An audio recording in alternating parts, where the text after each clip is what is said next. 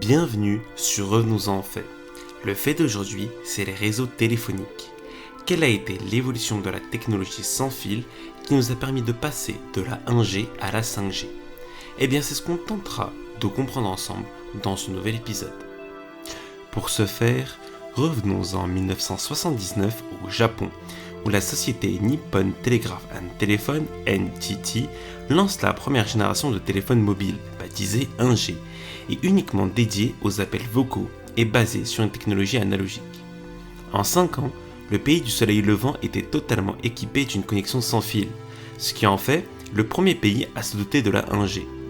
Pour vous donner une idée, voilà à quoi ressemblaient les téléphones possédant cette génération de téléphones mobiles.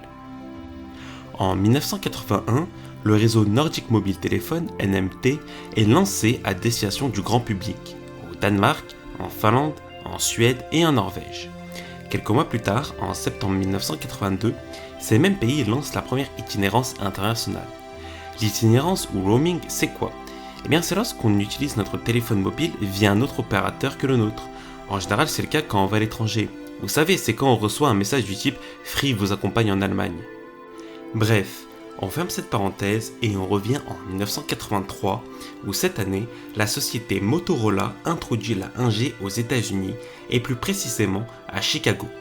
Dans la même période, c'est au tour du Royaume-Uni, du Mexique et du Canada de se doter de la première génération de téléphones mobiles.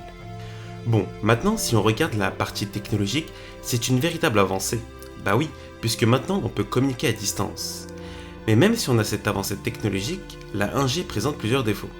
D'abord, on peut transmettre que notre voix avec une vitesse de transmission de données assez faible, ce qui réduit la qualité de la voix. Un autre problème que l'on rencontre, c'est la durée de vie des batteries. Mais surtout, le gros problème, c'est la taille des téléphones. Et oui, ils étaient beaucoup trop gros et grands à l'époque.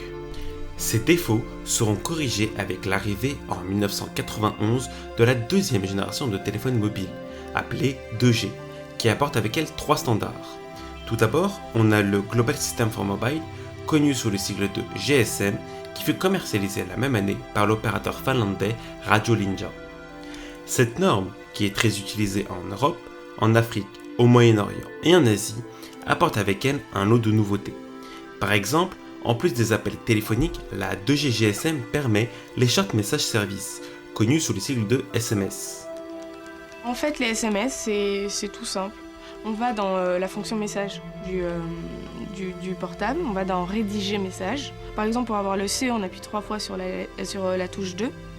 Ou par écriture intuitive en fait. On n'écrit qu'une seule fois la lettre et voilà. Par exemple, pour salut, on fait comme ça. Voilà, hop. Comparé à la 1G, les téléphones de cette deuxième génération sont beaucoup plus petits et moins lourds.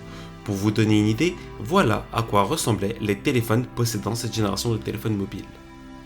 Deuxième standard, le General Packet Radio Service ou GPRS, qui peut être considéré comme la 2,5G, est arrivé en 1993. Ce standard apporte quelques nouvelles fonctionnalités, comme le Multimedia Message Service, plus connu sous le nom de MMS, ou encore la possibilité de se connecter à Internet. Alors bien évidemment, c'est les débuts de l'Internet pour mobile, du coup les connexions sont très lentes. Le troisième standard que vous connaissez très certainement, c'est le Enhanced Data Rates for GSM Evolution, connu sous le nom d'EDGE, qui peut être considéré comme la 2,75G. Cette norme sera introduite en 2003 par le plus grand opérateur des États-Unis, AT&T. Bien entendu, sa vitesse de transmission de données est beaucoup plus rapide que ses prédécesseurs. Et l'arrivée d'EDGE est surtout un point de transition entre le passage de la 2G à la 3G. Et justement, en parlant de la 3G, elle sera introduite en 1998 par la même société qui a introduit la 1G, NTT, sous le nom technique du MTS, pour Universal Mobile Telecommunication System.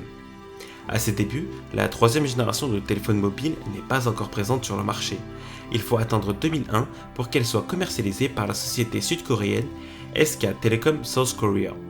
Cette nouvelle génération apporte avec elle des nouveautés, comme la possibilité de faire des visioconférences, de se connecter à Internet beaucoup plus rapidement, de regarder des vidéos et de streamer.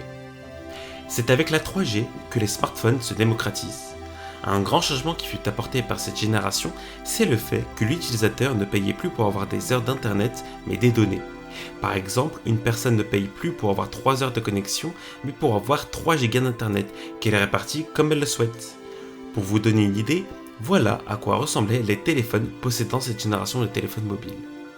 Il existe une évolution de la 3G, qui est le réseau H+, et qui peut être considéré comme la 3,5G, mais qui n'apporte pas de grandes nouveautés, si ce n'est une connexion internet plus rapide.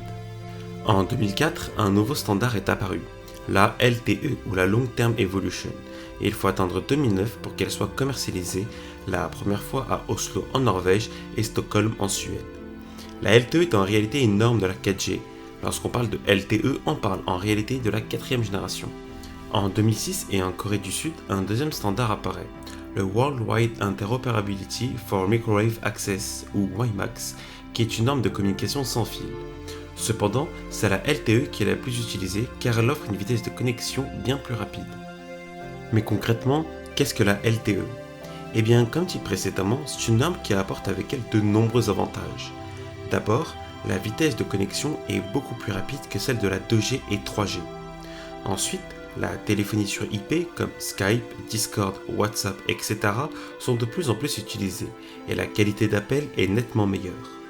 On a aussi une démocratisation des jeux mobiles et du cloud, une meilleure navigation sur Internet et la télévision mobile qui est désormais en HD. Bref, vous l'aurez compris, c'est avec la 4G que l'Internet pour mobile se démocratise réellement. Pour vous donner une idée, voilà à quoi ressemblent les téléphones possédant cette génération de téléphones mobiles. Il existe une évolution de la 4G, baptisée 4G+, qui permet d'accéder à Internet beaucoup plus rapidement et de transférer des données en un instant. Depuis quelques temps maintenant, on entend pas mal parler de la 5G et de son déploiement imminent, mais concrètement, on n'arrive pas trop à savoir ce qu'elle va apporter de plus par rapport à la 4G. Eh bien, de ce que l'on sait, la 5e génération sera révolutionnaire dans le monde de la communication sans fil. Non seulement la navigation sur Internet sera bien plus rapide que ses prédécesseurs, mais elle sera également importante pour le développement des objets connectés qu'on appelle également l'IoT ou Internet of Things. Par exemple, tout ce qui est montre connectée comme l'Apple Watch, les caméras, etc. seront plus efficaces grâce à cette nouvelle génération. La différence notable entre la 4G et la 5G, c'est le mode de transmission des données. Avec une antenne 4G, les données sont diffusées dans toutes les directions, alors qu'une antenne 5G va diffuser directement à l'utilisateur final. L'arrivée de la 5G permettra aux villes d'être connectées et d'être intelligentes. Par exemple, une voiture équipée de capteurs 5G pourra savoir à quel moment un feu tricolore passera au rouge et saura à quel moment s'arrêter, ce qui permettra une réduction de la consommation de la voiture et une réduction de la pollution. D'autres domaines bénéficieront de cette nouvelle technologie, comme le domaine de la santé, où l'arrivée de la 5e génération permettra une démocratisation des téléconsultations. Mais l'élément phare de la 5G dans le domaine de la santé, c'est le développement de la chirurgie à distance.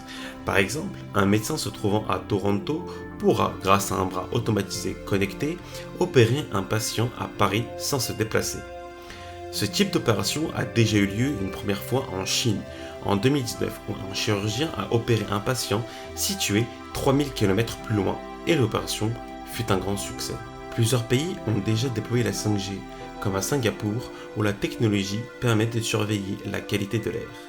D'autres pays comme les États-Unis, la Corée du Sud ou le Royaume-Uni ont suivi le pas. En ce qui concerne la France, les premiers forfaits 5G sont arrivés en novembre 2020 et les antennes 5G sont déployées dans de grandes villes telles que Paris, Lyon ou encore Marseille. Pour d'autres pays comme la Belgique, la 5G n'est pas prévue pour maintenant, car aucun accord politique a été trouvé entre le gouvernement et les entités fédérées. L'arrivée de la 5e génération ne fait pas l'unanimité au sein de la population. Par exemple, en Suisse, le déploiement avait commencé dès 2019 via les opérateurs Sunrise, Swisscom et Salt, mais a ralenti face à la montée des contestations de grandes villes comme Genève et Zurich. La 5G devait rayonner partout en Suisse. C'était sans compter la résistance de ses citoyens. Les anti-5G ont réussi à faire interrompre, pour un temps, le déploiement des antennes et à faire diminuer la puissance de leur rayonnement. Les réseaux mobiles ont évolué très rapidement en très peu de temps. En à peine 30 ans, on est passé de téléphones lourds avec une mauvaise qualité à des téléphones de plus en plus légers, recevant les données instantanément. Il est quasiment sûr que la 5G apportera une vraie révolution et modifiera notre mode de vie. Mais à quel point et à quel risque? Eh bien, seul l'avenir nous le dira.